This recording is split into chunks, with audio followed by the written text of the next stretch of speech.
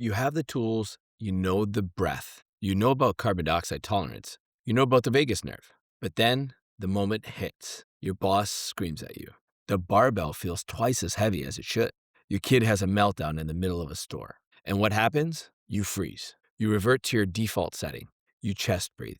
You panic. You react emotionally. All that training goes out the window because the fog of war set in. Having a tool is useless if you don't have a protocol for when to use it.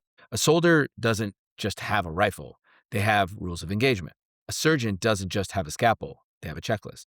You need an operating system for stress. Welcome back to the Stress Advantage, powered by Breathe to Thrive. I'm Shay Patel. We have spent 5 episodes building your engine. Now we're installing the software. Today I'm teaching you the IDUR protocol: identify, deconstruct, understand, respond. This is the exact framework I use with elite athletes and high performers to take them from reactive to responsive. It is an algorithm that allows you to catch stress in the first 0.5 seconds and turn it into fuel before it burns you down. Let's install the system. Let's talk about the amygdala hijack. Why do we fail under pressure? It's not because we are weak. It's because of something called an amygdala hijack. When a stressor hits, let's say you get a threatening email, your amygdala, the threat detection center, lights up. It bypasses your prefrontal cortex, your logic center. It's a shortcut. Your brain says, no time to think, fight, or run. By the time you realize you are stressed, you are already 10 minutes deep into a panic spiral. You've already sent the angry reply. You've already failed the lift. The goal of IDUR protocol is to interrupt that hijack. We need to insert a wedge between the trigger and the reaction. If you can catch the hijack in the first 5 seconds, you can control it. If you wait 5 minutes, it's too late. The chemicals are already in your bloodstream. So, step 1, identify. The first letter is I for identify. You can't fix what you can't feel. Most people are walking heads. They are so stuck in their own thoughts, I'm worried about this deadline, what's going to happen at this game, that they don't notice their body screaming at them. Identify means scanning for the somatic markers of stress. These are your check engine lights, if you will. I want to pick your personal tell. Everyone has one. For some, it's the jaw clench, teeth grinding. For others, it's elevated shoulders, wearing your shoulders as earrings. For me, it's cold hands. My circulation shuts down immediately. For many, it's breath holding, apnea. So the key here is awareness. How do we want to test this? I want you to set a random timer on your phone for 3 times a day. When it goes off, do a 5-second body scan. Jaw, shoulders, hands, breath. Identify the tension. Be aware. Don't judge it, just spot it. My jaw is tight. That simple act of noticing pulls you out of the emotional story and back into the physical body. You have just re-engaged your prefrontal cortex. Step 2, deconstruct. Once you've identified the signal, we move to deconstruct. This is where the magic happens. We need to separate the sensation from the story. The story is, I'm anxious because this meeting is going to go badly and I'm going to get fired. The sensation, heart rate is 140 beats per minute. My palms are sweating. My chest feels weak. Wait, that's kind of like Eminem. Sorry, I digress. The story is usually a lie, or at least an exaggeration. The sensation is just biology. It is just data. When you feel that hit of a stress, I want you to strip away the emotion. Stop saying, I'm so stressed. Start saying, I'm noticing high arousal. I'm noticing adrenaline. I'm noticing something's off. Do you feel the difference? I'm stressed is an identity. It's helpless. I'm noticing adrenaline is a mechanic looking at the dashboard. Deconstruction turns a monster into a machine. It takes the fear out of feeling. Okay, my heart is racing. That's just the sympathetic nervous system doing its job. It's not a panic attack. It's a fuel injection. The importance of deconstructing is also understanding what is controllable and uncontrollable. We generally tend to think of things in the past and in the future and forget about the now. So when we can deconstruct and be in the moment and understand what is going on around us, we are able to control the situation a lot more. Step 3, understand.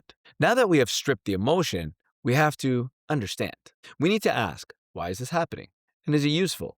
Context is everything. If you are about to attempt a 1-rep max deadlift and your heart is racing, Understand that this is good. Your body is mobilizing glucose. It is preparing for war, if you will. You don't want to be calm. You want to be lethal. So you say, thank you, body. I need this energy. But if you're sitting in traffic and your heart is racing, understand that this is a mismatch. Your body is preparing to fight a tiger, but I'm sitting in a Prius. This is a maladaptive response. The energy doesn't match the demand. When you understand the why, you can choose the what. You stop fighting the feeling and start directing it. Step 4, respond. Finally, we have respond. Now and only now do we reach into the toolkit. Most people try to jump straight to the fix without understanding the problem. But now you know the context. So here's a scenario. High energy required. So let's think of a lift or a speech. We identify that our hands are shaking, our heart is pounding. We start to deconstruct. High arousal, adrenaline dump. We understand. I need this for performance. Your response, upper regulate. Lean into it. Take 10 powerful breaths. Channel the energy. Don't calm down, focus up. The second scenario, low energy required.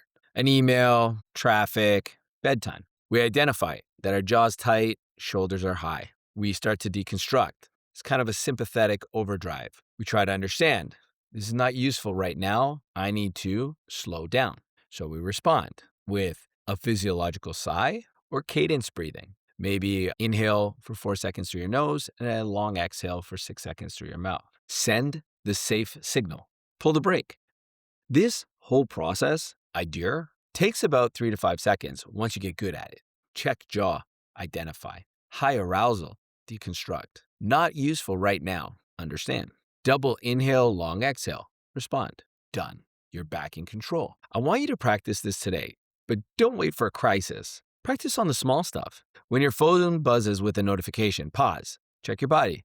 Did you hold your breath? Right? What was the sensation? Mild alertness? Is this life or death? No, it's an Instagram like. Take one nasal breath before you pick up the phone. If you can't do it with a phone notification, you won't be able to do it with a crisis. Train the muscle on the small weights so it's ready for the heavy ones. So that's the protocol. IDUR.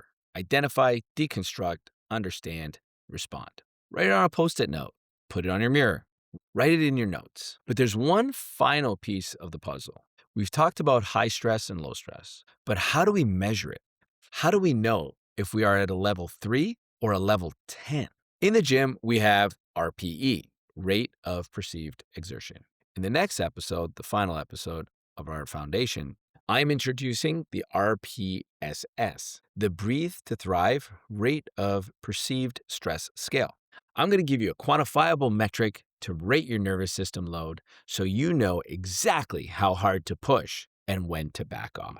So until next time, I'm Shay Patel. IDUR your day, stay in control. I'll see you next time on The Stress Advantage. Before we go, though, a quick reminder.